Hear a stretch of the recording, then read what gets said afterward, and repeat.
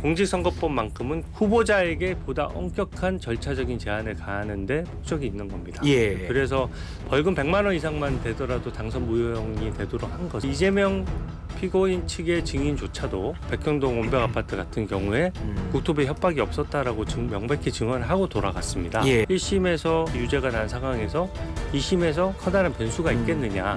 유죄 선고는 저는 당선 무효형이 나올 것으로. 산불 관련해서 어제 이제 윤석열 대통령 페이스북 메시지가 이제 두 번째로 나왔습니다. 네네. 이것은 이제 국가적인 재난이고 또 정말 안타까운 희생도 뒤따랐던 문제입니다. 내용 자체가 무슨 어떤 대한민국의 정책 방향을 결정한다든지 하는 것이 아니라 지극히 원론적인 얘기거든요. 저는 민주당이 뭐 지나치게 확대 해석할 필요는 없다라고. 이번 주는 전국을 뒤흔들 운명의 일주일이 될 전망입니다. 윤석열 대통령 탄핵 심판 선고를 앞두고 있고요. 또 26일에는 이재명 더불어민주당 대표의 공직선거법 항소심 선고가 예정되어 있습니다. 오늘은요, 비상계엄 묵인 방조 여부 등을 판단하는 한덕수 총리 탄핵 심판 선고가 예정되어 있는데요. 이 재판 결과들에 따라서 전국 전반이 좀 출렁일 수 있어서 관심이 집중되고 있습니다. 오늘은 국민의힘에서 법률 업무 담당하고 계시는 또 우리 주진우 의원님 모시고 깊은 이야기 나눠보도록 하겠습니다. 의원님 어서 오십시오. 네, 반갑습니다. 예, 요즘에 뭐 많이 바쁘시죠? 법률 네, 이슈가 많아가지고. 네, 법률 현안들이 너무 늘어난 것 같습니다. 예, 아무래도 또 워낙 그 격돌이 좀 거세다 보니까 네, 더 네. 그러실 것 같은데, 좀 본격적인 얘기에는 앞서서 경남 산청에서 발생한 산불 사고 안타까운 인명 피해가 좀 있었습니다. 정치권에서는 피해 복구 또 지원에 최선을 다하겠다 한 목소리 냈는데요. 국민의힘은 어떤 발표를 좀 하셨나요? 네, 일단 고귀하게 희생하신 고인들의 명복을 빕니다. 저희는 이미 이제 특별 재난 지역으로는 선포가 된 상황이고요. 일단 지금 산불을 조속히 진화하고 또 거기에 따른 피해 복구를 최대한 신속하게 하면서 주민들 피해를 조속히 회복하는데 모든 당력을 집중할 계획입니다. 예. 네. 근데 지금 요 산불 관련해서 어제 이제 윤석열 대통령 페이스북 메시지가 이제 두 번째로 나왔습니다. 네네. 근데 거기 보면 이제 윤 대통령이 끝부분에 정부와 지자체가 가용자산을 총동원해서 산불을 빨리 좀 진화했으면 좋겠다. 네네. 이런 또 이야기를 해서 이게 지금 탄핵소추 의결로 직무가 정지되어 있는 상황에서 네네. 이런 메시지를 내는 게 맞느냐. 또 야당에선 비판을 많이 하고 있거든요. 이건 좀 네. 어떻게 평가하십니까? 근데 이것은 이제 국가적인 재난이고 또 정말 안타까운 희생도 뒤따랐던 문제입니다. 그리고 그 내용 자체가 무슨 어떤 대한민국의 정책 방향을 결정한다든지 하는 것이 아니라 지극히 원론적인 얘기거든요. 누구나 국민 누구나 그렇게 생각하지 않겠습니까? 국가나 지자체가 모든 가용 자산을 총동원해야죠. 그래서 예. 저는 민주당이 뭐 지나치게 확대 해석할 필요는 없다라고 생각을 하고요. 어쨌든 지금 현재 탄핵이 인용돼 있는 상황은 아니기 때문에 국가 지도자로서 그런 재난 상황에 대한 그 정도의 설명은 할 수 있는 부분이라고 생각합니다. 예. 오늘은 한덕수 총리 탄핵 심판 이제 결정이 나오는 날인데요. 네.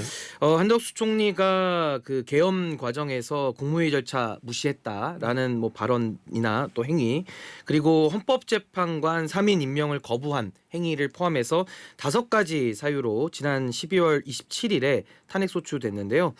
의원님은 요 결정을 좀 어떻게 내다보고 계십니까? 네, 뭐 기각 또는 각하돼서 직무에 복귀할 것은 뭐 저뿐만 아니라 법조인들 또 대다수 국민들도 다 그렇게 생각하실 겁니다. 일단 그 제일 큰 부분이 사실 마은혁 후보자를 임명하는 것을 좀 민주당에서는 굉장히 거기에 주력을 하는 것 같아요. 예. 그 당시에도 마은혁 후보는 아시다시피 원래 기본적인 규칙대로라면 여당과 야당이 동시에 합의하는 그런 헌법재판관, 특히 객관성을 가진 헌법재판관이 임명이 돼야 되는데 네. 마은혁 후보 같은 경우에는 기존의 관례를 무시하고 민주당이 일방 추천을 했거든요. 그렇게 하다 보면 헌재 구성이 민주당 위주로 구성되다 보니까 헌재의 객관성이 떨어지게 됩니다. 그래서 그 마은혁 임명 부분을 좀 어떻게 보면 압박하기 위해서 무리하게 탄핵 소추한 측면이 있기 때문에 예. 국정 혼란에 막기 위해서라도 또 미 트럼프 체제에 좀 빨리 대응하기 위해서라도 오늘 신속히 복귀가 이루어질 것으로 생각하고 있습니다. 근데 그 마은혁 후보자만 임명 안 한 건 아니고 이제 3명의 국회 선출 목에 헌법재판관을 다 임명을 안 해서 이제 탄핵 소추가 의결이 된 걸로 이제 알려져 있는데 이게 그 헌법재판소에서는 국회의 권한을 침해했다라고 명확하게 이미 권한쟁의 심판 선고를 내리지 않았습니까? 네네. 그래서 그거와 연관지어서 생각을 해본다면 이 기각을 내리는 지금 한덕수 총리 결정과 앞선 권한쟁의 심판 결정이 좀 모순이 될 수 있다라는 네. 지적이 하나가 있고요. 네네. 그리고 또 하나는 한덕수 총리가 나와서 헌재에 나와서 증언한 내용들도 개헌 관련해서의 절차적 하자들을 상당히 많은 부분 좀 인정을 해놨거든요. 네네. 그럼 여기에서 기각이 된다는 얘기는 또 윤석열 대통령 쪽에는 오히려 이게 좀 많이 불리해지는 거 아니냐. 네네. 좀 이런 모순 관계를 짚는 분들이 계셔서 좀 그 부분은 법률적으로 어떻게 보십니까? 예, 제가 좀 정리를 해드리면요. 일단 마은혁 후보 임명 문제는 예. 일단 국회가 이제 3명을 추천하게 되어 있는데 여당 1명, 야당 1명, 여야 합의 1명으로 해오던 것이 예.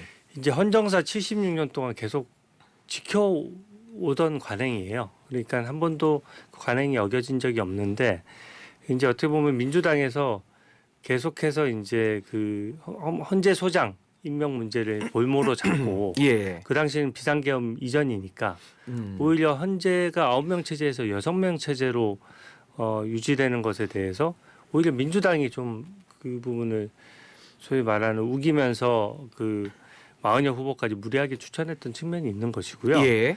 그게 지금 현재 그 문제는 헌재에서 사실상 결정을 했지만 헌재 구성과 관련된 결정이지 않습니까? 헌재에 약간 셀프 결정적인 측면이 있기 때문에 좀 객관적인 논거나 그런 부분들에 이견이 있는 사람들이 꽤 많은 상황이에요. 그럼에도 불구하고 헌재가 그런 점도 부담스럽고 헌재의 기능도 어떤 정치와 사법의 중간 영역에 있는 기관이거든요. 그러다 보니까 마은혁 후보 임명을 하지 않는 상황이 헌법에 위배된다라고 판단을 하면서도 임명 시기를 못 박을 수는 없다. 또 임명을 강제할 방법은 없다. 이렇게 명확하게 얘기를 했거든요. 그리고 당시 그 한덕수 총리 입장에서는 여야 한 명씩 추천하는 관행이 패키지로 묶여서 그 3명을 한꺼번에 처리해야 되는 측면이 있었기 때문에 여야 합의를 주문했던 겁니다. 예. 그렇기 때문에 그것을 탄핵 사유로 판단하기에는 헌재도 굉장히 부담스러울 것으로 생각하고요.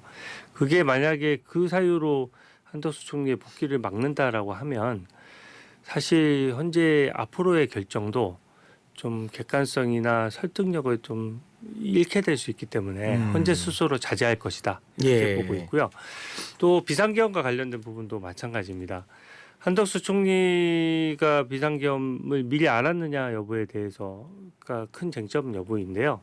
이미 비상계엄 관련돼서 이미 재판에 해부된 사람들의 공소장을 보면 한덕수 총리도 그 당일에 바로 안 겁니다. 그리고 대통령실로 들어가서 예. 어떻게 보면 탄핵 소추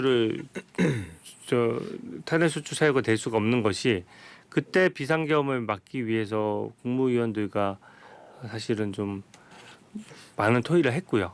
그리고 그 부분이 뭐 미리 회의 자료가 준비 안 됐다 이런 것들은 긴급한 경우에는 생략될 수 있는 부분이거든요. 예. 그래서 어차피 그 국무회의는 의결 절차가 아니라 심의 절차입니다. 그래서 토의를 통해서 심의만 할 수 있을 뿐이지 뭐 의결로서 막을 수가 없기 때문에 그 또한 이제 탄핵 사유가 되기는 어렵고요.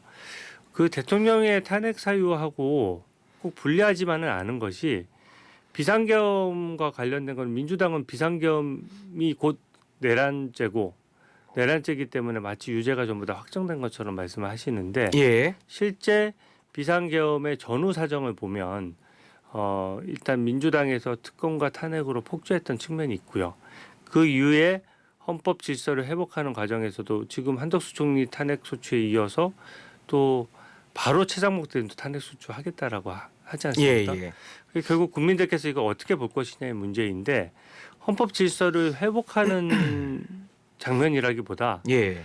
헌법 질서를 오히려 파괴하는 또 방해하는 그런 예. 장면에 가깝기 때문에 그런 것들은 오히려 국민 여론이 그 무리한 탄핵을 반복해왔다는 국민 여론이 좀 올라가면 대통령의 탄핵 재판은 오히려 유리한 여론 환경이 조성될 수 있기 때문에 예. 민주당이 무리한 자충수를 두고 있다. 또 특히 지금 행안부 장관도 현재 지금 탄핵 소추로 인해서 지금 공석인 상황에서 국가적인 재난이 발생해 있고 예. 또 여기다가 한덕수 총리 복귀하자마자 경제의 사령탑인 경제부총리 최상목을 또 탄핵 소추한다면 오히려 탄핵 그 재판에 있어서 대통령 탄핵 재판을 기각하거나 각하하는 예. 것에 훌륭한 명분을 제공하는 거 아니냐 이렇게 볼 수가 있을 것 같습니다. 이렇게 정리를 하고요. 이재명 대표의 공직선거법 항소심 선고도 이제 이번 주 수요일 26일로 예정이 되어 있습니다. 앞서 1심에서는 징역 1년에 집행유예 2년을 이제 선고받은 상황이고 이번 항소심 결정 여부에 따라서 이제 향후 대선 출마 여부까지도 이제 다 영향을 미치기 때문에 상당히 관심을 모으고 있는데 의원님 보시기에는 이 재판의 결과는 뭐 한번 좀 어떻게 평가를 좀 하고 계십니까? 네, 이게 사실 복잡한 사건은 아니지 않습니까? 예. 결국은 대장동 비리가 터지고 백현동 온벽 아파트 비리가 터졌을 때 더더군다나 이건 국민의힘이 제기한 의혹이 아닙니다. 예. 민주당 자체적으로 내부 제보가 있으면서 터져 나왔고 또 국민들의 의혹이 좀 커졌죠. 특히 백현동 온벽 아파트 같은 경우에는 예. 옹벽이 원래 15m가 법상 제한인데 50m의 옹벽을 세워서 지금도 주민들이 고통받고 있어요. 제대로 준공 허가가 안 나옵니다. 불법이다 예. 보니까. 그래서 수천 명의 이제 피해자가 발생해 있는 상황이거든요. 근데 이것에 대해서 대선 후보가 직접 나라가 아무 상관없는 일인데 이렇게 해명을 한 사안입니다. 그러니까 백현동 온벽 아파트 같은 경우에는 인허가가 문제가 되니까 인허가는 국토부가 결정한 것이 나는 결정권이 사실상 없었어 라고 얘기를 했고요. 대장동 비리도 문제가 되니까 대장동에 실무를 총괄했던 사람을 나는 저 사람 알지도 못하는 사람인데 예. 라고 끄는 겁니다. 그러면 이게 반대로 이 행위를 선거 때 허용을 해주잖아요. 그러면 앞으로 선거는 거짓말 잘하는 사람이 당선되기 쉬운 구조가 되는 겁니다. 예. 선거라는 게 결국은 대국민 인사청문회 아니겠습니까? 국민들께서 많은 의혹을 제기하고 또 기자를 통해서 의혹이 제기되면 그 의혹에 대해서 성실히 답변할 의무가 후보자한테 있거든요. 그래서 예. 공직선거법은 독특하게 다른 법률들은 다 국민의 그 기본권이나 이런 거를 좀 더 보호하는 방향으로 설계가 돼 있는데 예. 공직선거법만큼은 국민 대 후보자의 구도다 보니까 후보자에게 보다 엄격한 절차적인 제한을 가하는데 목적이 있는 겁니다. 예. 그래서 벌금 100만 원 이상만 되더라도 당선 무효형이 되도록 한 것은 그런 정신이 담겨져 있는 것이고요. 1심에 이어서 2심에서도 증인이 몇 명 나왔어요. 예. 근데 이재명 피고인 측의 증인조차도 백현동 온벽 아파트 같은 경우에 국토부에 협박이 없었다라고 명백히 증언을 하고 돌아갔습니다. 예. 그러니까 1심에서 어차피 유죄가 난 상황에서 2심에서 이재명 대표에게 굉장히 불리하게 재판이 진행됐기 때문에 예. 커다란 변수가 있겠느냐. 그리고 유죄 선고는 저는 당선 무효형이 나올 것으로 그래서 그렇게 보시고요. 보고 있는 그럼 짧게만 하나 법리적으로만 여쭤보면 네. 그 중간에 재판부가 공판 검사에게 그 뭐 공소장 관련해서 좀 특정을 좀 해라 이런 기사가 한번 나온 적이 있거든요. 네. 이런 건 좀 어떻게 해석을 해봐야 됩니까? 짧게만 좀 부탁드립니다. 네, 공소장을 예. 특정 그이 안 됐다는 뜻은 아니었고요. 예. 이게 아마 민주당에서 하도 법리적인 부분을 디테일하게 주장하니까 예. 조금 더 세분화해달라고 한 것입니다. 그래서 공소장이 세분화되면 일부 유무죄가 또 엇갈릴 수 있는 부분이 있겠죠. 1심 예. 무죄가 2심 유죄로 바뀌거나 1심 유죄 부분 2심 일부 무죄로 바뀌거나 할 수는 있는데 예. 결과적으로는 좀 전체 무죄가 선고되긴 더 어려워졌다 이렇게 평가됩니다. 예. 여기까지 좀 듣도록 하겠습니다. 지금까지 국민의힘의 주진우 의원님이었습니다. 고맙습니다. 네, 감사합니다.